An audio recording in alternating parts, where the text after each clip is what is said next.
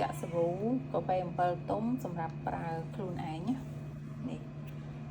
អញ្ចឹងយើងគ្រាន់តែមានលីសេរីននេះគឺគេហៅខ្លីថាមេសាប៊ូក៏បានណាគឺសម្រាប់យកទៅចាក់ធ្វើសាប៊ូដុំមុខអីបានជាងគ្រាន់តែយកទៅរំលាយវាទៅហើយយើងដាក់ចង់ដាក់កាហ្វេឬអំបិលទុំឬអីស្រេចយើងចង់ដាក់បន្ថែមវីតាមីនឬក្លិនអីដែលយើងចូលចិត្តទៅ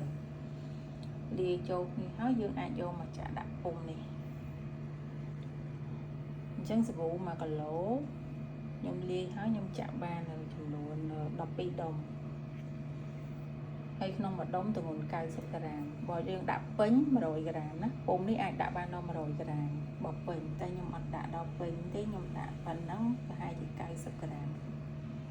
ញ្ចឹងខ្ញុំដាក់1គីឡូហ្នឹងគឺខ្ញុំដាក់90ក្រាម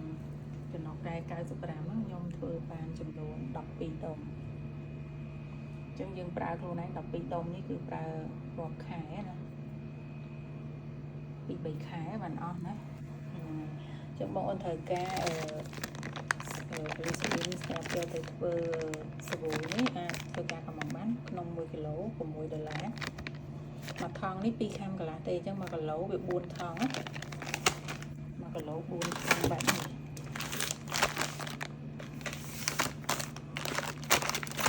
4ថង់នេះ1គីឡូណា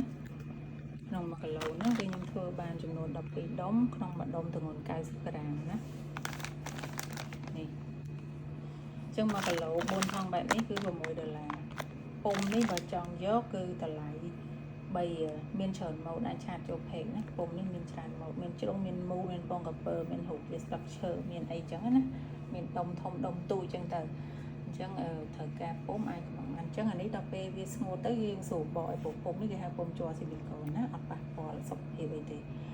នេះឥឡូវវាខ្ញុំទៅចាក់មិញវានៅទន់បន្តិចទៀតអត់កប់អញ្ចឹងយើងទុកវាចោលទៅ4ម៉ោងទៅ5ម៉ោងអញ្ចឹងចាក់ពេលល្ងាចទុកចោលមកយកក៏បានណាយើងអាចវាខ្ចប់ថង់ទុកប្រើប្រាស់បានយូរ